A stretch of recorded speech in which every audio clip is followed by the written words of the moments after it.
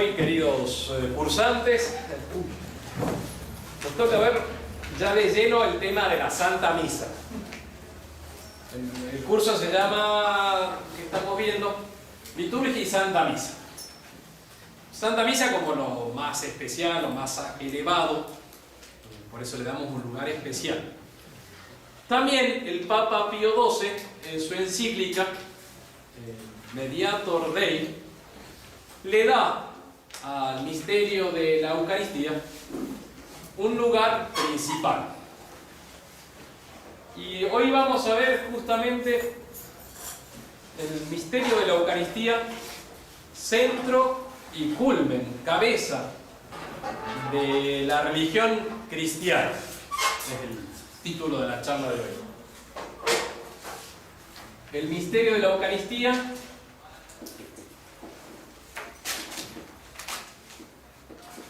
esto implica ciertamente el misterio de la Santa Misa,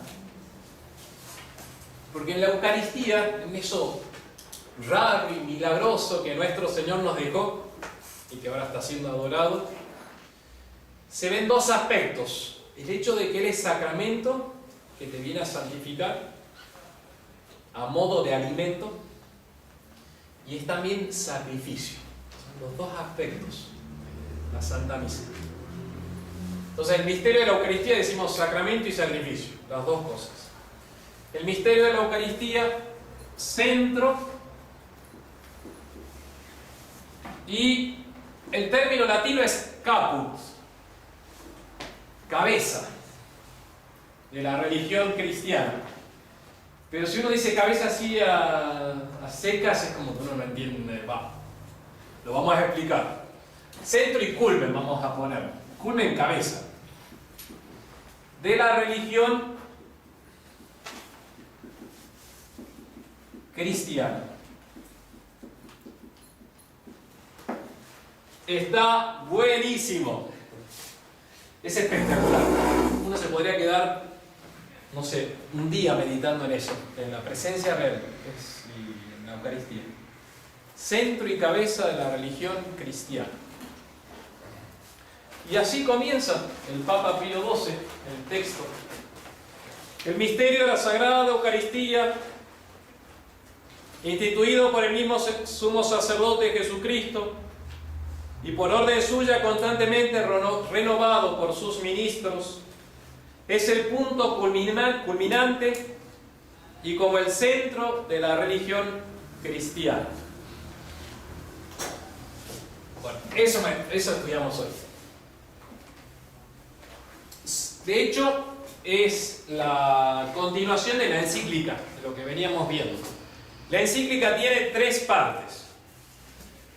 La última clase terminamos la primera parte, que eran los principios generales de la Sagrada Liturgia, que tenía como muchos así temas de actualidad. El Papa Pío XII iba bajando líneas diciendo atención a esta desviación y corrijan esto y va por acá.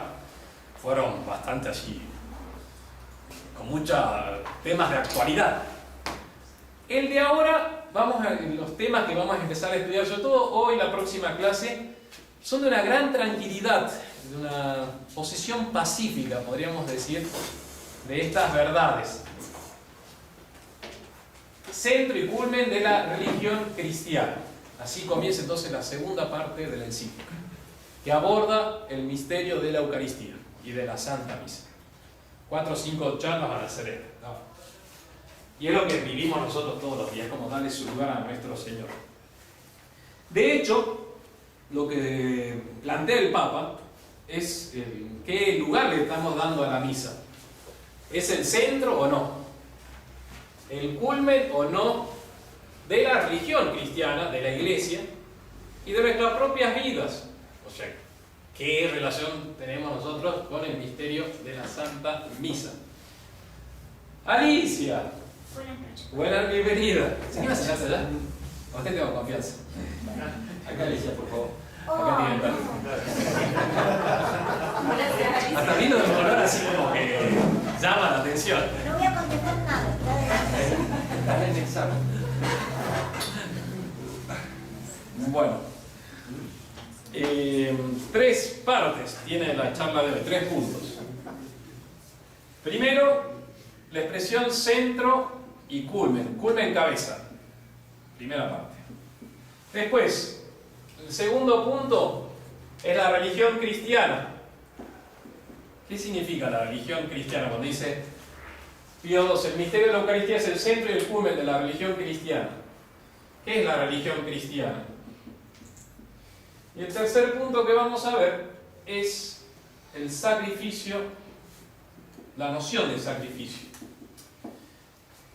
Porque la misa es sacrificio, la Eucaristía es sacrificio, entonces por eso nos vamos a quedar ahí. Uso el texto de Pío XII, son los primeros 2 párrafos, 2 o 3 de esa segunda parte. Y ya nos quedamos ahí porque tiene para vivir ahí. Y también vamos a utilizar, he utilizado un libro que ya he mencionado con ustedes, La Santa Misa, de la editorial Patmos, editada por el Opus Dei en los años 70, de autor anónimo, un escrito español de mitad del siglo XIX, que es una joyita, es precioso, es concentrado, no es tan fácil. Pero ahí falta lugar. Sí, iba a faltar lugar. Acá Sí, sí, sí. sí. Puchi, ¿se me va a pasar o estaba diciendo? ¿Se iban a ir para allá?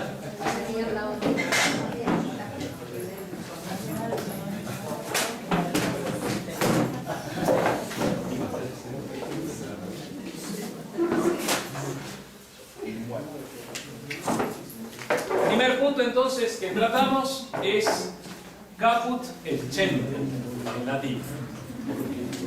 Dice el Papa Pío XII, el misterio de la Sagrada Eucaristía, instituido por el sumo sacerdote Jesucristo y por orden suya constantemente renovado por sus ministros, es el punto culminante y como el centro de la religión cristiana.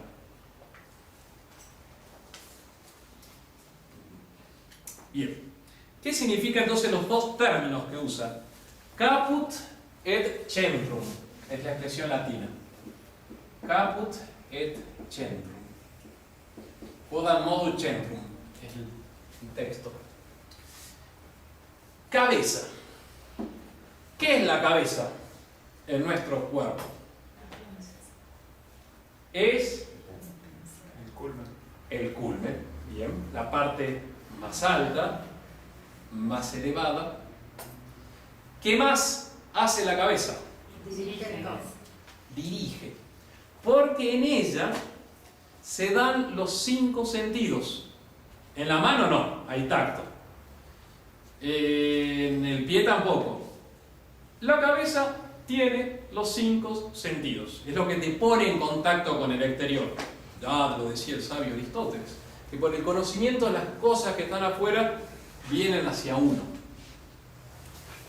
De hecho, en la cabeza tenemos, en el cráneo, decir así, porque estamos hablando de los animales, incluso que no tienen razón, tienen ellos los ojos, tenemos nosotros los ojos, que es dentro de todos los sentidos el más apreciado, decía ya Aristóteles. Por eso la sociedad actual tanto favorece la visión, porque es lo que más atrae al hombre. Dentro de los 5 sentidos, si uno tuviese que elegir uno de quedarse sin él, uno no elegiría la visión. De ahí que en los años 70 hubo un sociólogo italiano, Sartori, Giovanni Sartori, ¿lo conocen? Que escribió un libro que se llama Homo Videns. No sé si lo escucharon mencionar. Decía cómo la sociedad actual es pura visión. Y eso que no había pantallita en aquella época, era inicio de los 90. Entonces por eso la visión es dentro de los 5 sentidos el más apreciado, el que más nos mueve. En la cabeza también está la audición. La cabeza también contiene el sentido del olfato, del gusto, y también del tacto. Entonces, de hecho, la cabeza, dicen Los videitos de YouTube. Bueno, esas cosas no tengo obligación de estudiar, ¿no? Y Wikipedia. Wikipedia, exactamente. Dicen que en la cabeza, en el cráneo, se reúne toda la información y que de ahí salen todas las indicaciones para la respiración, la coordinación de los sentidos, porque lo tiene gracias a la cabeza, lo que tiene todo. Es la que coordina movimiento, es la parte de la central de nervios, por decir así, de contacto con el resto. Caput, lo más elevado, de lo cual deriva todo y junta todo. Entonces está bueno, los videos de YouTube. Está bueno porque, bueno, no tanto el video, sino el concepto, las nociones de ciencia, si quiero decirlo, distintas a todo lo que estamos estudiando. Te va diciendo qué significa la palabra caput y por qué lo usó la Iglesia. Que la Eucaristía es la cabeza. De hecho, la cabeza, la Eucaristía, va a ser lo más elevado que tiene nuestra santa religión. Porque en la Eucaristía tenemos a Dios hombre. Eso es lo que nos enseña la fe. O sea, ahí está Dios hombre. Dios, que lo ofrecemos a Dios a través de un sacerdote que es Dios y hombre verdadero, es mediador entre Dios y los hombres. Entonces, lo más alto que tiene nuestra Santa Iglesia Católica es el misterio de la Eucaristía. Un Dios que se ofrece a Dios por el ministerio del Dios hombre, Jesucristo. La Eucaristía también es como la central de toda la información y que nos pone en contacto con la realidad verdadera, exterior, que son las cosas divinas y celestiales. En primer lugar, la Eucaristía es como el compendio de todas las verdades que debemos creer. Vamos a decir que es compendio de todas las verdades a creer y compendio de toda la moral cristiana. Es la Eucaristía. Compendio de la fe, entonces, en primer lugar. Reúne todo. Porque nuestra santa fe católica nos enseña que Dios se hizo hombre. Que la segunda persona de la Santísima Trinidad, el Verbo o Hijo, tomó la naturaleza humana en el seno de la Virgen Santa y la unió a su persona. La Eucaristía contiene al Dios y hombre verdadero. León XIII, en la encíclica que recién citamos en la misa, Mire Caritatis, va a decir que es la prolongación de la encarnación, la Eucaristía. Y está buenísimo, porque cuando uno está frente a nuestro Señor, yo le transmito los pocos consuelos que uno tiene en la vida, ¿no? Todo es tan triste. Más en tiempos de coronavirus. Cuando está frente a nuestro Señor, está frente a Dios y hombre verdadero, y uno está haciendo un acto de fe en Jesucristo. Creo en que te has hecho hombre, y le dice a Dios, a una persona divina, al Hijo de Dios. Entonces, el Hijo de Dios, Hijo del hombre, como dice la Escritura, o sea, hombre de hombre, o sea, de verdadero hombre, Hijo de la Santísima Virgen María, Dios hombre en estado victimal. Lo dice también León XIII, la Eucaristía es un acto, nos obliga a hacer nuestro acto de fe en la muerte del Salvador, que es el otro gran consuelo que tenemos en nuestra vida. Jesucristo murió por nosotros. Y nuestro Señor está en la Eucaristía como una memoria eterna, continua, de su muerte. También nuestro Señor está con todas las gracias especiales que nos enseña el Evangelio de su vida oculta. En su vida oculta nuestro Señor fue obediente y fue humilde. O sea, no apareció los 30 primeros años de su vida. En la Eucaristía Jesús está humilde, oculto, obediente. De hecho, obedece nuestro Señor Él lo quiso así, a las palabras del sacerdote. O sea, cuando el sacerdote, con la intención de consagrar, toma pan en el misterio de la celebración del rito de la Santa Misa y dice, Hoc es corpus meum, Dios desciende al altar, se hace obediente. Compendio de su vida oculta. Compendio de su vida pública también es la misa, la Eucaristía. Porque en la misa, por los ritos que puso la Santa Iglesia, se leen las epístolas, los escritos de los apóstoles, de los profetas, se lee el Evangelio y se lee lo que nuestro Señor ha enseñado. Y la Iglesia como que refuerza esa enseñanza en la vida pública a través del sermón, de la homilía. El sacerdote tiene que recordar las verdades de nuestro Salvador. También es compendio la misa de su ascensión y de la venida del Espíritu Santo. De hecho, la misa es como un trampolín hacia el cielo. Es como la escalera que vio Israel, Jacob, que vio como de una piedra subían y bajaban por una escalera ángeles, iban y venían. Y la tradición, los santos padres lo han interpretado como que esa escalera es Cristo nuestro Señor, que nos sube hacia el cielo y baja sus bendiciones. Y es también la efusión del Espíritu Santo el día de Pentecostés. De hecho, cuando el sacerdote al final bendice, da la bendición y dice, ite misa es, vayan a predicar como con la fuerza que habéis tomado en la Sagrada Comunión, vayan ustedes justamente a ser discípulos de nuestro Salvador, el compendio de todas las verdades.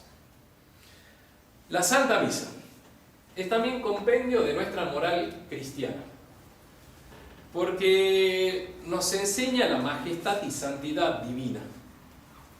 Es el Dios altísimo, 3 veces santo, al que uno adora, y al cual uno ofrece una víctima que no tiene mancha, que no tiene tacha, que es la carne inmaculada de Cristo. Esa carne inmaculada de Cristo nos recuerda a todos nosotros la limpieza de vida que debemos llevar. Nos recuerda que debemos vivir mortificando nuestra carne como Cristo lo hizo, que se mortificó en la cruz para darnos vida. De hecho, el gran principio de la moral evangélica es de renunciarte. Si alguien no vende todo lo que tiene, no renuncia a todo lo que tiene, no es digno de mí. Y es la gran moral de los siglos, el gran precepto que vivió la Iglesia hasta hace recientemente, que ha intentado entrar como una unión con el mundo, pero antes siempre fue la muerte al mundo. O sea, el mundo no es amigo de Cristo, y hay que morir al mundo, con toda su concupiscencia, con todas sus seducciones. El demonio, mundo y carne son los enemigos del hombre. Por eso es toda la cesis católica que brota de la misa. De ahí que cambiándose la misa y haciéndose un banquete fraternal, también va a cambiar la moral católica, con la manera de encarar todo lo que es la renuncia a las cosas que no son de Dios. La misa entonces es compendio de la moral evangélica. Y la misa es como el contacto que nos dan los sentidos hacia las verdaderas realidades, que son las realidades que no pasan, que es el cielo. Y la misa, la Eucaristía, es un pequeño anticipo del cielo. En el cielo, si le creemos a San Juan, en el Apocalipsis, encontró un gran trono donde estaba sentado el Señor inmortal, el Dios sin principio ni fin. Y cerca del trono de Dios estaba el Cordero inmaculado y como degollado. Estaban en un altar. Y sigue diciendo San Juan que todos los ancianos se postraron, 24 ancianos que representan las 12 tribus de Israel y los 12 apóstoles. Son 24 ancianos que estaban alrededor del altar, se postraban, se ponían de bruces, o sea, se arrodillaban y reconocían la majestad de Dios 3 veces santo. Y que había incienso, se quemaba incienso en honor a ese Dios 3 veces santo.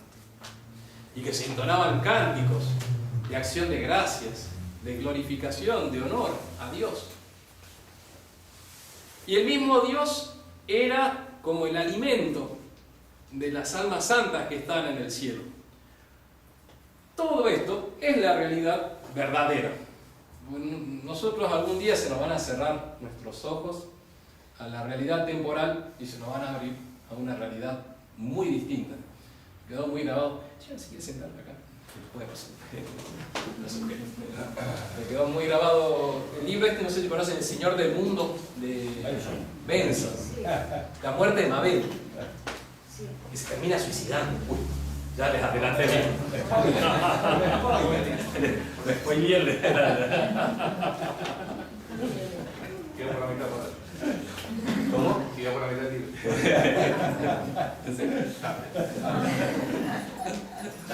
Está muy bueno. Es una novela al final de los tiempos, escrita por un anglicano que se convierte en la época de San Pío X, Benson. Y escribe una novela muy, muy interesante, que es muy parecido a lo que estamos viviendo actualmente, por el orden mundial. Y hay una señora que se llama Mabel, que no tiene la fe. Pero en todo el libro parece que se va a convertir, porque hay en el fondo de esa señora, una mujer, desea reconocer algo más allá. Y lo busca, hasta que la cosa no funciona. No sé si se pelea con el marido. Quizás. Seguro, sí, un problema por ahí contigo. No me acuerdo bien. Y se termina suicidando, va a hacer la eutanasia.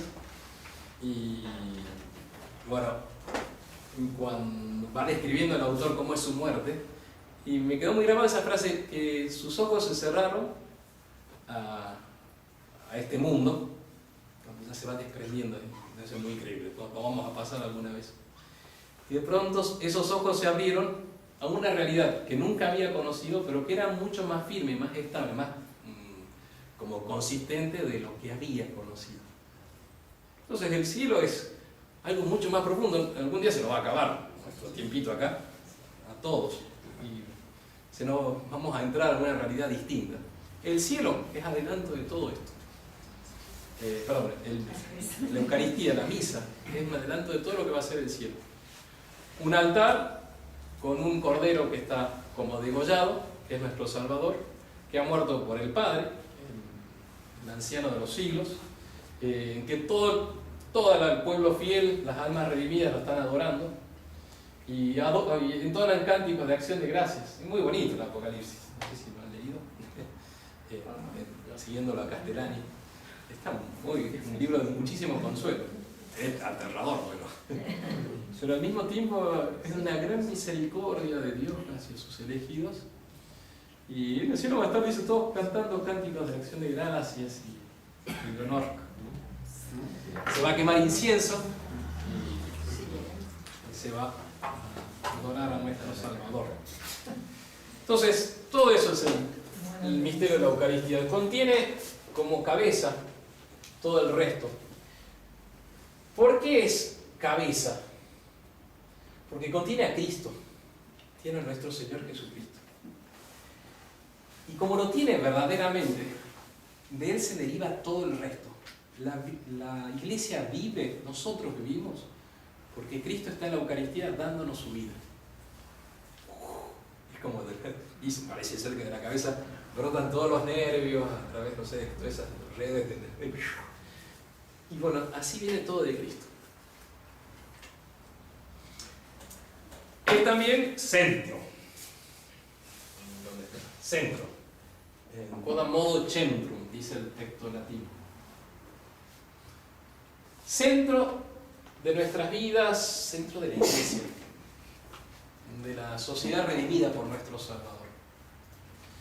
Centro de lo que está en el medio, ¿no es cierto? Y todo está alrededor de eso, del centro. Estoy explicitando esas nociones tan sencillas, pero que te permite después entender el misterio de la Eucaristía. Entonces, está en el medio y todo está girando alrededor de ella. La Iglesia Católica tiene como lo más grande, lo más sublime la presencia real de nuestro Salvador. Y todo está dando vuelta alrededor de ella.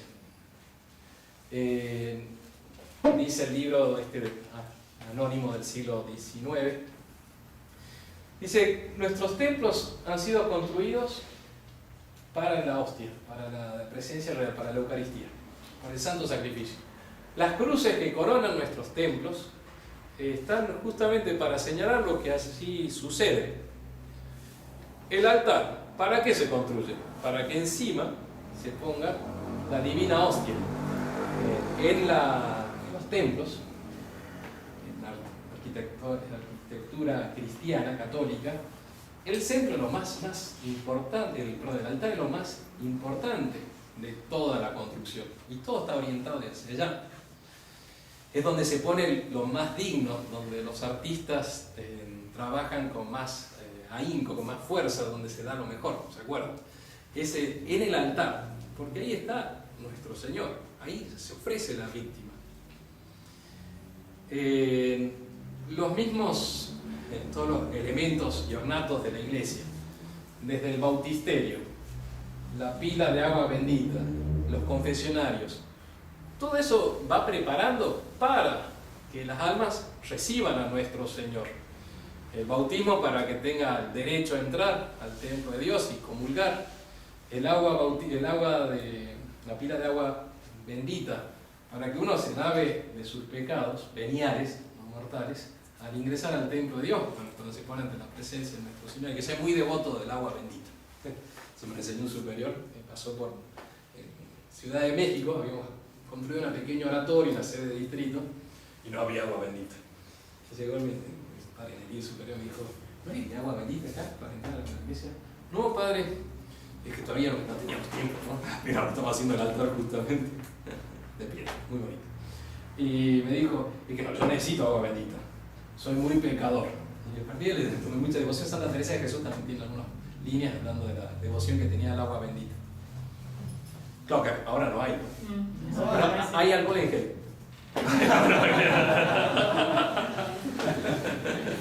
Sí, es verdad que tenemos que ya ponerlo, ¿no? El año pasado se sacó.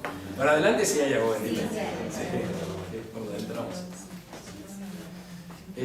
Los niños también. A la escuela entran por esa puerta para tomar el agua bendita. Los tribunales de misericordia, como son los confesionarios, es justamente para ir preparando las almas para recibir a nuestro Señor.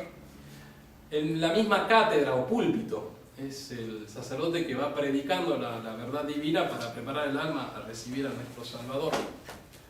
Es realmente el centro en el cual estamos dando vuelta a todos. El prelato también está bueno, porque está el altar, bueno, la iglesia, y está bueno que el colegio esté alrededor de él, porque bueno, estamos todos mirando a nuestro Señor, todo se orienta a él, a nuestro Salvador. Jesús, Eucaristía, centro. Los sacramentos también se ordenan y brotan de ella, de la Eucaristía. El bautismo, porque justamente te da como el derecho a formar parte de la Santa Mesa del banquete celestial, recibir el Cordero Inmaculado. La confirmación te confirma para inmolarte junto a Cristo, dando testimonio de la fe. La confesión, para si uno ha perdido el derecho de acercarse a la comunión por el pecado mortal, te lo devuelve el derecho. Y si uno venía con pecados veniales nada más, te hace un wash.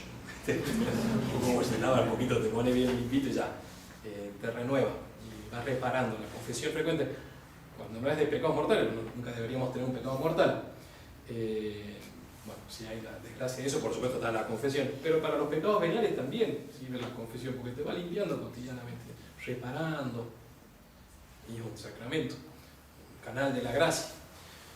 Entonces, bautismo, confirmación, confesión, la extrema unción brota del altar, el óleo santo con el cual se unge a los enfermos. En el Jueves Santo, en la misa que se consagran los santos óleos y preparan al agonizante o al enfermo para recibir el santo viático. El santo viático es la comunión dada, la última comunión que se da. Y viático significa... ¿Qué significa viático? Lo que te dan para el viaje, ¿no? Como la comidita para el viaje. La viandita. De viator, ¿no? De viator. de viator, exactamente. De viator. Exactamente. Viático viene del camino. De viator. Que te da, justamente cuando se da la comunión en forma de viático, es te doy este alimento para que te sirva para el camino de que pasas de acá a la patria eterna. El matrimonio también. ¿Cómo? Es bendecido, ratificado en la misa. Habitualmente la Iglesia quiere que todo sacramento, como es el matrimonio, se ordene y brote de la misa. Entonces, mejor es casarse con misa. Creo que ahora ya hace un tiempo ya no. El otro día se casaron en Santísimo Sacramento, Barrio Norte, o no, en Retiro, en Buenos Aires. No sé si con eso que sea muy bonita. Se casaron con misa tradicional. Entonces eso fue una negociación así, a ver cómo. Entonces nosotros, la fraternidad, le dijimos a los novios que eran de la fraternidad, pero querían casarse ahí, nos dieron permiso, todo lo que sea.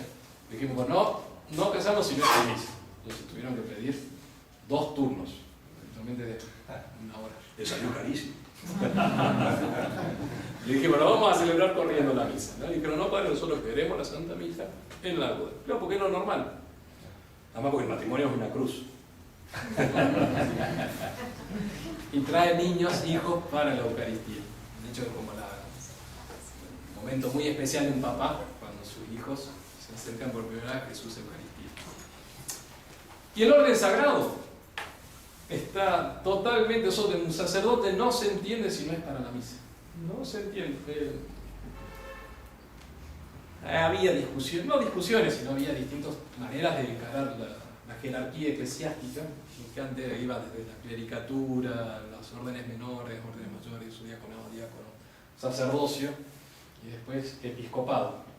Había distintas maneras de ir determinando la división, pero la que la Iglesia tomó después, especialmente León XIII lo menciona en la encíclica que recién señalaba, dice, no, el sacerdocio está todo orientado hacia la Eucaristía, y es la razón de ser.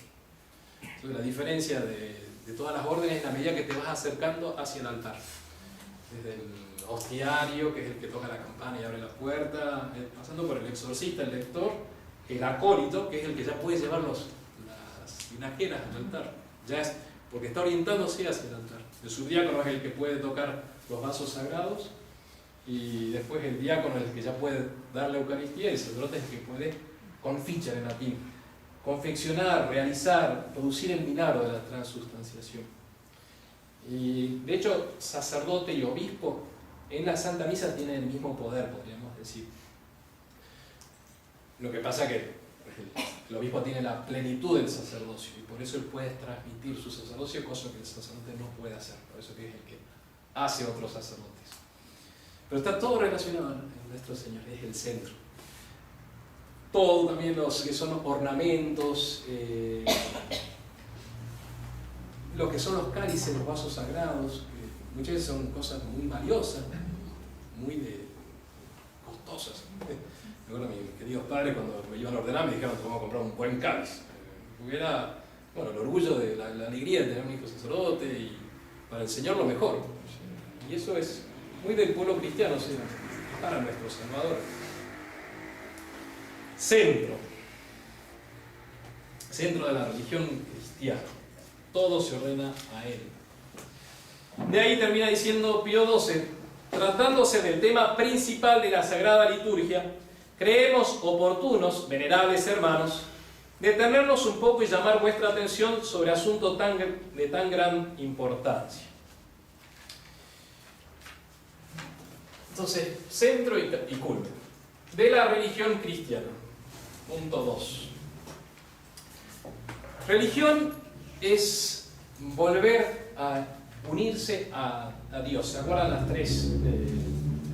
Recordemos las tres etimologías de la palabra religión. Muy bien. ¿Cómo ¿Cómo dijo? El primer milagro del curso. Latín religare, volver a unir.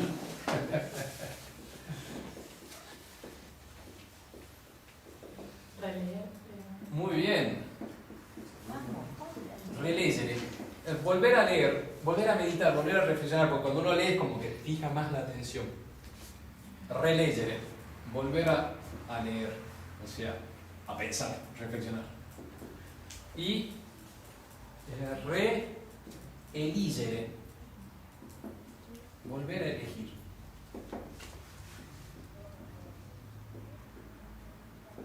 Nosotros, los seres humanos, estamos relacionados con Dios de dos maneras distintas, por decir así. Como criaturas, sin tener en cuenta nuestra inteligencia, nuestra manera de ser espiritual, intelectual.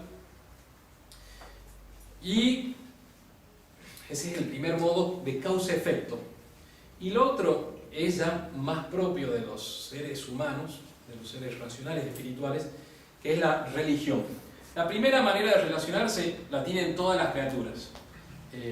Las plantas, los animales, manifiestan la gloria de Dios. Ellas mismas son una manifestación de lo que es nuestro Salvador. Nuestro mismo cuerpo, aunque nosotros supongamos no pudiésemos por X circunstancias utilizar la inteligencia, supongamos que, no sé, uno muere antes de la edad de razón. El mismo cuerpo humano es una máquina buenísima de tecnología. ¿De qué te está hablando eso? De la infinidad, grandeza, sabiduría de Dios nuestro Señor. Yo traje este libro, después se lo voy a dar a usted porque es de sus nietos. Así lo Ferrer. José el otro día me prestó este libro. El gran libro del espacio. Espectacular, es una reedición. Yo tenía el mismo libro de los años 80. Este es del 2017, ya es más actualizado. Te explica lo que es todo lo que son lo que es el universo, las galaxias, los planetas. Es espectacular. De hecho, yo de vez en cuando para distraerme me escucho algún podcast de Spotify sobre ciencia y el universo. Ando ahora con la velocidad de salida de escape de la Tierra. Si uno le cree a todo esto, ¿no? Eso es lo más difícil. El Pluma, el padre Calderón, que es una referencia para mí, biólogo, atomista y ingeniero nuclear, dice que sí, que es cierto. Confío en él. Y Santo Tomás de Aquino también, en la primera cuestión de la suma teológica, dice que la Tierra es redonda. Eso para los que son terraplanistas. ¿Sí? Si eres también terraplanista, no me opongo, pero sepan que hay. Bueno, ando con el tema de la velocidad de escape de la Tierra es de 11.2 kilómetros por segundo. Sí, señor. La mecánica racional de cuánto se estudiaba? 40.000 kilómetros. 40.000 kilómetros. Oye, hay varios, ¿eh? Es espectacular todo esto. Lo que es la creación manifiesta lo que es nuestro creador. Y nosotros, nuestro mismo cuerpo, supongamos que no usásemos nuestra razón, ya manifestaría la gloria de nuestro Señor. Pero el ser humano puede mucho más, lo puede reconocer, cosa que las criaturas, los astros, no lo reconocen, porque no tienen reflexión, no tienen espiritualidad, no tienen alma racional. Solamente nosotros, y nosotros tenemos, los seres humanos, una manera muy especial de relacionarnos con Dios. Es el de reconocer que Dios es el sumo bien, el primer principio. Y eso solamente nosotros. Es una dicha inmensa de parte nuestra poder decirle a nuestro Señor: te adoro, te reconozco tu dominio soberano. Y eso es la religión. Es la virtud, la disposición del alma que te hace relacionarte con Dios de una manera sumisa, reconociéndolo. De ahí es que es un reeligere. Después del pecado uno vuelve a elegir a Dios como su primer principio, su sumo bien.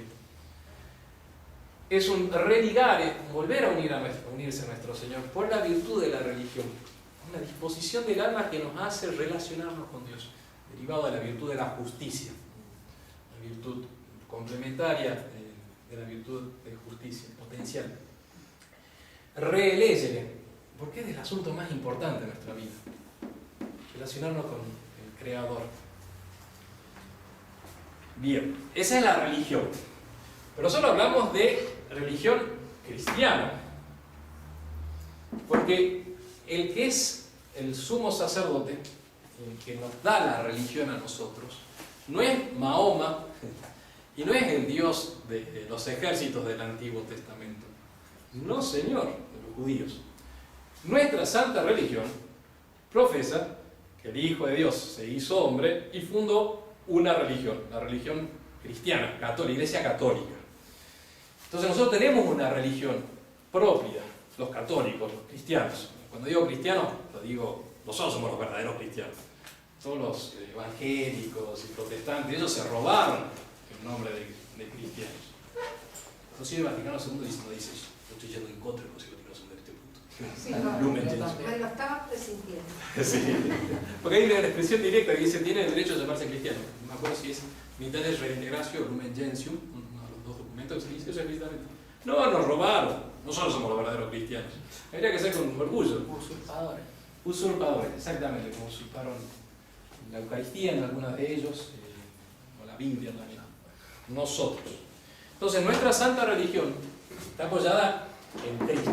Él va a ser nuestro Señor, el que va a volver a unir, a religare, va a volver a elegir en medio de esa apostasía general o rechazo de nuestro Señor, de esa rebeldía por el pecado. Él va a ser el que va a volver a unir el cielo y la tierra.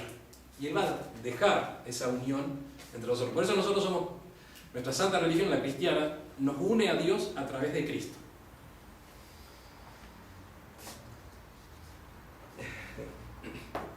Bien. Dice Pío XII, seguimos los párrafos siguientes.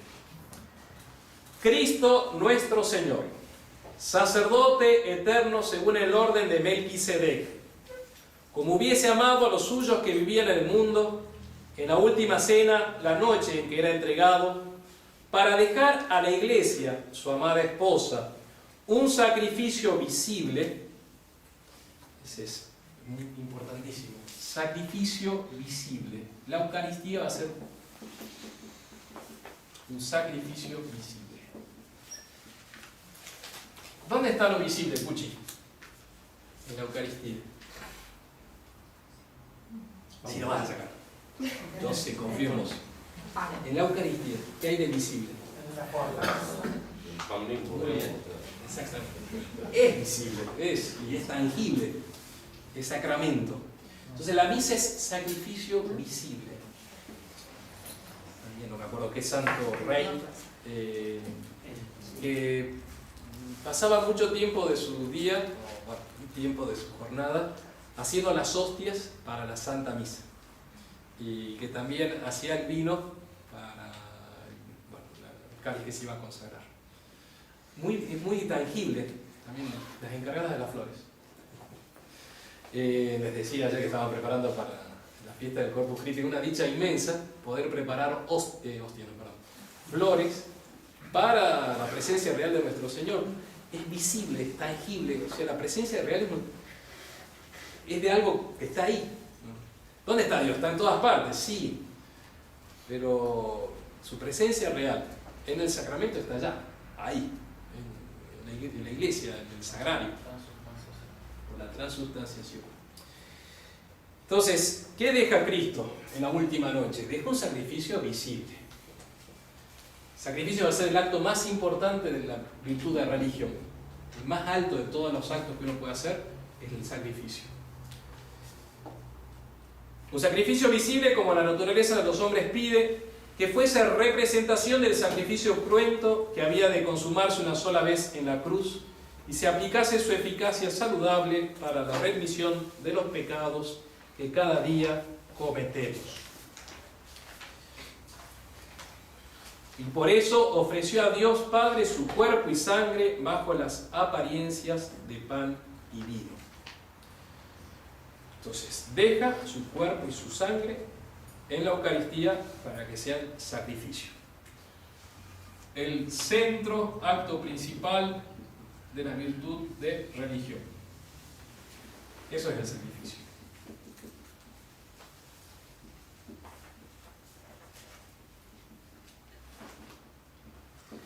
¿Qué es sacrificio?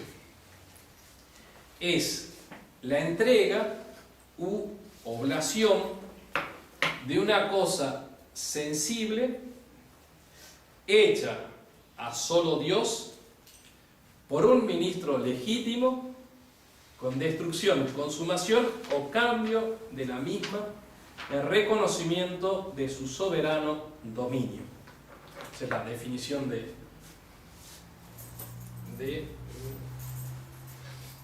sacrificio. Es una oblación o entrega.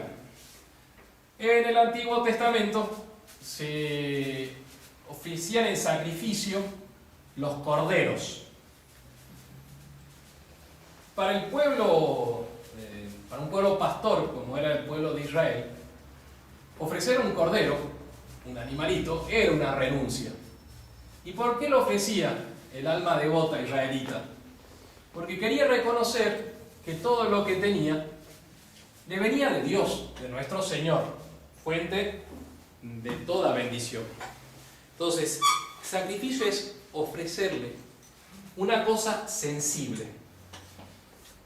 Oblación exterior, sacrificio, ¿no? Es esto. Igual. Oblación exterior de una cosa sensible. ¿Por qué oblación interior? Porque uno puede ofrecer su interior. Cuando uno a nuestro Señor, internamente, quizás tirado en la cama, hace un acto de fe, de su dominio. Señor, creo en ti y te adoro. Y tirado en la cama. Porque bueno, justo ahora está en la cama, ¿no? Y en la cama también se puede adorar a nuestro Señor, por supuesto. Exteriormente uno está acostado. No es muy digno para adorar a nuestro Señor. Pero interiormente uno le está reconociendo, Señor, te adoro. No sé, sí. Uno puede besar un crucifijo, por ejemplo. Besar así, físicamente, o besar espiritualmente, como que yo quisiera besar un crucifijo para adorar a nuestro Salvador, reconocer que Él ha muerto por nosotros. Entonces, cuando uno dice exterior es porque el sacrificio es, como lo estamos utilizando, un sacrificio externo. Por eso que es una cosa sensible. Se puede ofrecer un animal, se puede ofrecer también productos de la tierra. Es lo que se lee del primer sacrificio. ¿Se acordarán ustedes cuál fue el primer sacrificio según la Sagrada Escritura? No diga nada. Me ganó el impulso. Sí, bueno, ahí también tampoco. Primer sacrificio. Primer sacrificio que se lee en la Sagrada Escritura es Caín y Abel. Muy bien. Dice el texto sagrado del Génesis: pasado algún tiempo presentó Caín a Yahvé una ofrenda de los frutos de la tierra, y también Abel ofreció de los primogénitos de su rebaño y de la grasa de los mismos. Ese es el texto sagrado. Entonces Caín y Abel, uno era labrador, Caín, entonces de su huerta presentó el trigo, no sé, la papa no, porque es propia de Argentina, tampoco el tomate ni el cacao, y el choclo también. No sé qué no han ofrecido quizás uvas, ofrecían las primicias y se lo daban a nuestros señores, reconociendo esto para vos, y se destruía. Bueno, vale, ofrecerle y después comerlo, ¿no? Entonces Caín ofreció de los productos de la tierra y Abel, como era pastor, de sus rebaños. ¿Qué ofreció? Los primogénitos, los primeros. Siempre en las primicias hay como esa alegría, ¿no? Del primogénito. Y ofreció de la grasa de los mismos. Es que era más rico la grasa. No, eso perdón. De hecho, en el Antiguo Testamento, si era ofrecer la grasa, era ofrecer los animales, era ofrecer así como la parte mejor. Y tampoco se podía tomar de su sangre. La sangre era para Dios, porque la sangre daba la vida. De una cosa sensible, hecha a solo Dios.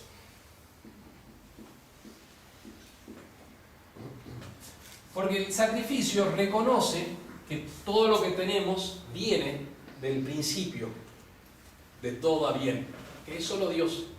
Ni la Santísima Virgen María, ni los santos más grandes, ni los ángeles son fuente de bendición. La fuente es Dios, los otros son intermediarios. Por eso los sacrificios solamente se ofrecen a Dios. Hecha a solo Dios por un ministro legítimo. Tiene que ser un intermediario, como un embajador reconocido por el pueblo en las cosas en orden a Dios, para con Dios, y reconocido por Dios para las cosas del pueblo, de los hombres. Por eso la noción de sacrificio tiene la noción de intermediario, que está haciendo las veces del pueblo para Dios y de Dios para el pueblo. Con destrucción, consumación o cambio de esta cosa. Normalmente la destrucción. Por ejemplo, en el Antiguo Testamento se ofrecían becerros, terneritos. Y el sacrificio más importante de todo, que más gloria le daba a Dios, se llamaba el holocausto. Porque aquí se agarraba la vaca, el corderito, y se la quemaba entera. Enterita. Destrucción, cambio o... ¿qué más dijimos? Consumación de la víctima. En otros sacrificios que eran llamados los sacrificios pacíficos del Antiguo Testamento, ya estaba determinado que el sacerdote se quedaba con una parte, se quemaba otra parte y el fiel se llevaba, el israelita se llevaba también su parte. Pero ¿qué había sido? Se destruía en honor a Yahvé. En los pueblos acá de la zona de México, bueno, en todas partes, pero en México en particular, los mayas y los aztecas también destruían a los guerreros de los otros pueblos, de los pueblos vencidos. Y en un momento parece que comían del corazón del guerrero muerto, masticaban. Una manera de unirse de la consumación, de unirse con lo que se está ofreciendo a la divinidad. O sea, este murió, yo debería morir, pero bueno, me uno a la víctima, a la cosa sensible. El reconocimiento de su soberano, el reconocimiento de su soberanía, el reconocimiento de su soberano dominio.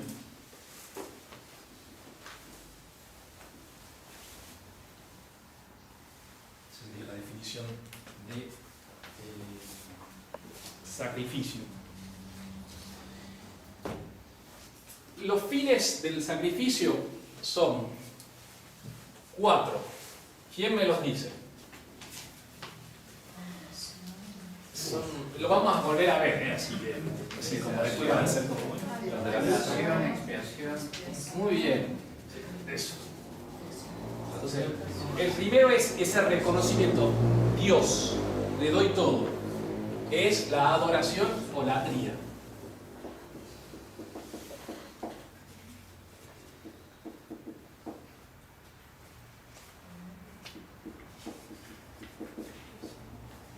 Primero. El segundo es la acción de gracias.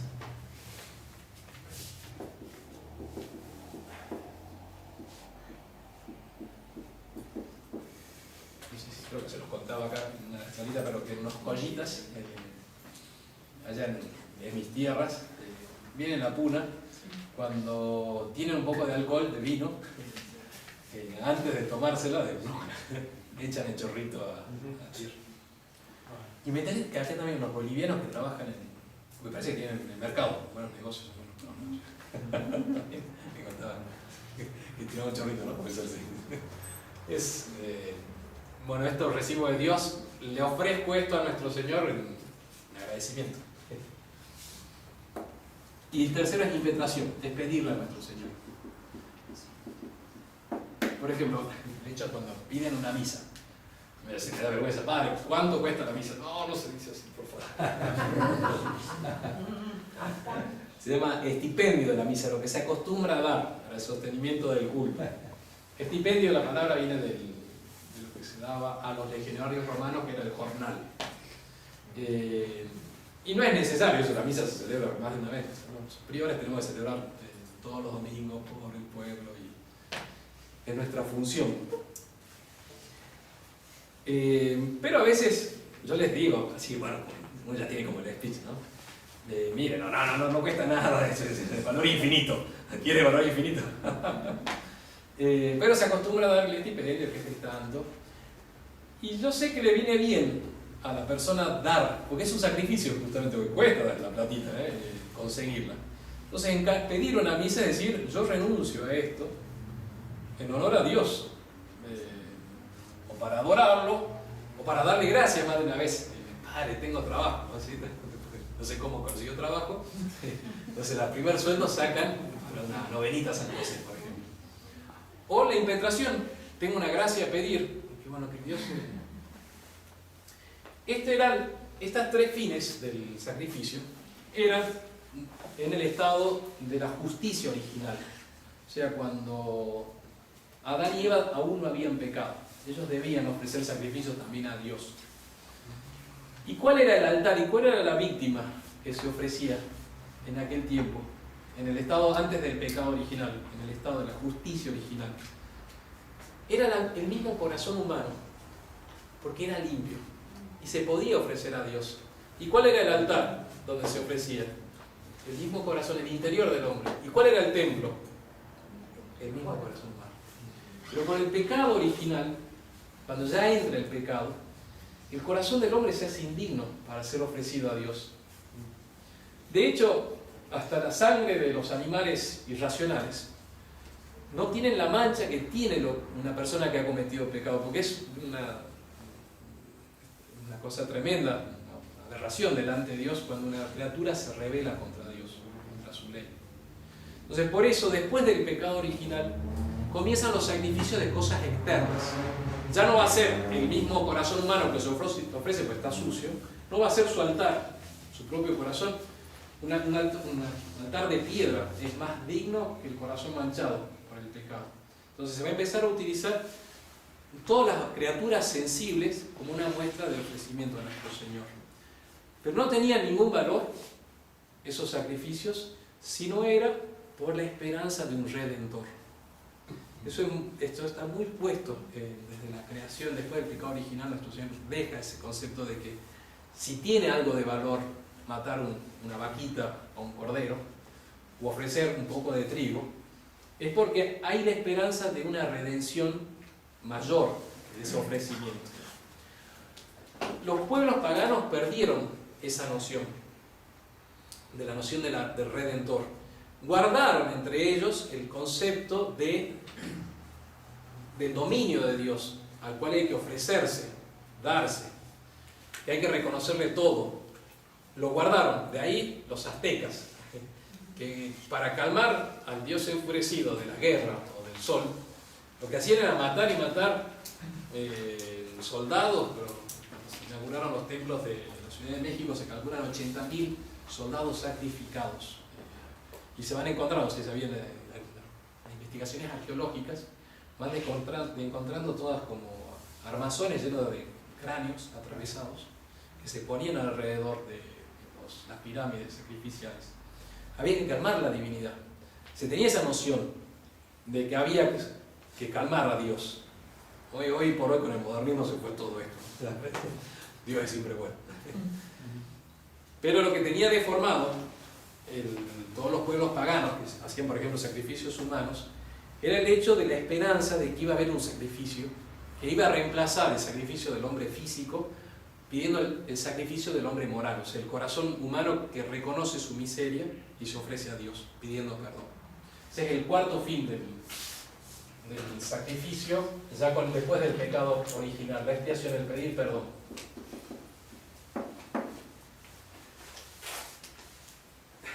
Terminamos con el sacrificio de Isaac. Es un hermoso ejemplo y es fortísimo.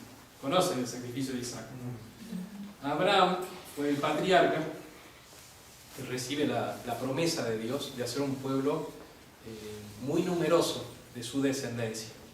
Es el primer creyente que le cree. Él vivía lo que es actualmente Irán, Irak, por ahí.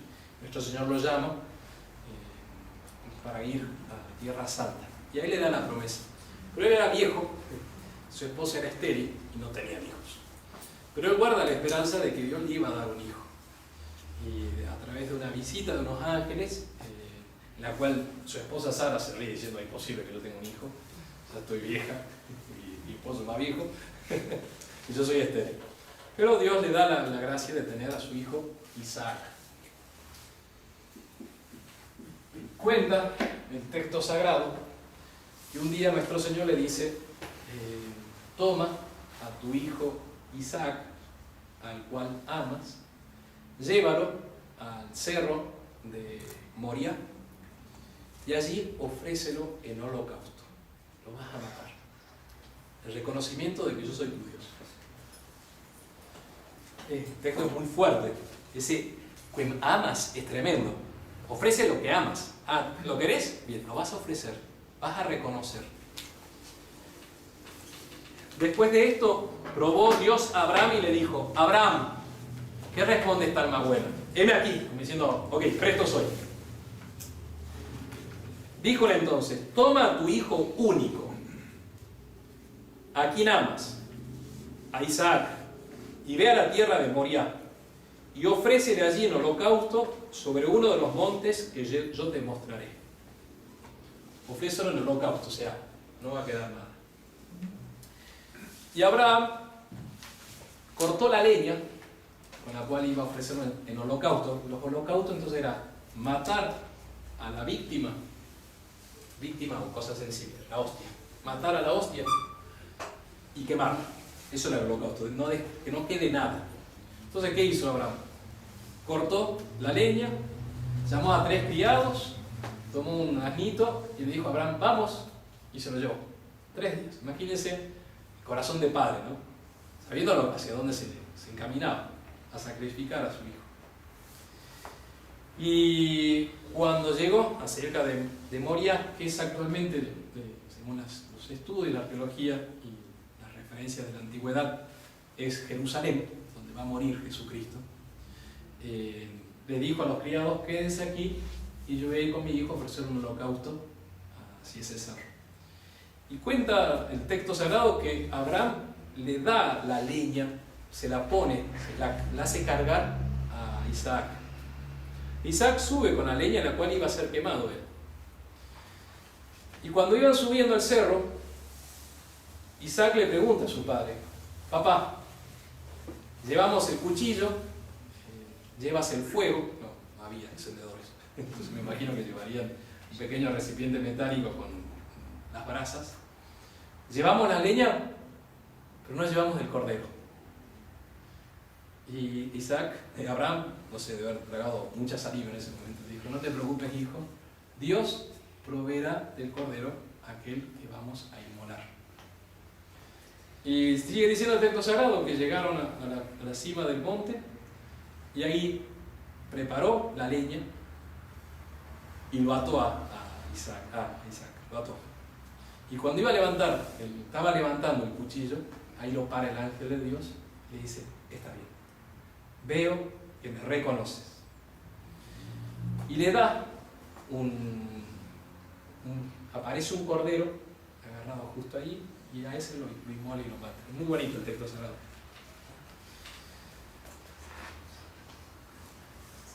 Abraham, y alargando su mano, tomó a Abraham el cuchillo para degollar a su hijo.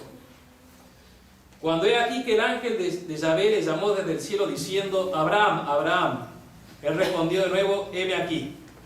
Dijo entonces: no extiendas tu mano contra el niño, ni le hagas nada, pues ahora conozco que eres temeroso de Dios, ya que no has rehusado darme a tu hijo, tu único.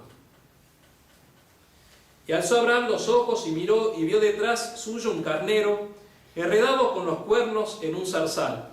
Fue Abraham y tomó el carnero y ofreciólo en holocausto en lugar de su hijo. Ese texto es precioso. reconoce la grandeza de Dios, al cual hay que inmolarle todo. Lo que más amamos, habría que ponerlo en el altar junto a nuestro Señor. No, nada físico, ¿no? Ponerlo ahí. Y reconociendo a Dios. Y muestra también, entonces, la grandeza de Dios, que nos puede pedir todo porque es nuestro Señor. Y también la misericordia inmensa de Dios, porque Él dio el Cordero, que fue su propio Hijo. Entonces, ese Cordero que aparece, que le salva la vida al que iba a ser inmolado, que era representación nuestra, nuestros pecados, nosotros. El que le salva la vida es el Cordero. Y a Él sí, por ese sacrificio, los es perdonado Isaac. El misterio de la Eucaristía, centro y cabeza de la religión cristiana. Vamos a seguir viendo en la próxima charla los sacrificios del Antiguo Testamento y después la presencia real y sacrificio del Nuevo Testamento. Realmente, estudiando todos estos textos, es entender a nuestro querido y venerado fundador, Monseñor Lefebvre, que nos dejó como referencia para la congregación el amor a la Santa Misa. De hecho, la fraternidad no servimos para nada, por eso hay que sacarlo, ¿no? Entonces no somos ni especialistas en colegio, eso quiere decir, no somos especialistas ni en colegio, ni hacemos obras de caridad como hacían antiguamente los misioneros, no somos misioneros que vamos en ese sentido, quise decir, ¿no? Pero hay una cosa que la fraternidad guarda y que nuestro fundador nos dejó abierto a todo, o sea, hacemos de todo, no nos especializamos si quieren en muchas otras cosas como otras congregaciones, en ese sentido. Pero nos ha dejado como gran referencia el amor a la liturgia, el amor a la Santa Misa. De hecho, es muy hermoso, acá muy bonito este priorato de Mendoza, digo. La misa de ayer fue apoteósica, espectacular. Todo está para nuestro Señor, centro y cabeza de la Santa Religión. Entonces vos tenés todos los acólitos, los sacerdotes, los fieles confesándose y los sacerdotes confesando, tenés el coro, y tener las almas cristianas que están participando devotamente porque Cristo, Jesús, es la Eucaristía, es el centro y la cabeza de todo. Entonces, todo orientado hacia Él. Entonces hay que dar realmente gracias a nuestro Señor por esa como referencia que nos dejó nuestro venerado, querido Monseñor Marcel Lefebvre. Damos gracias y me quedo a su disposición para cualquier pregunta.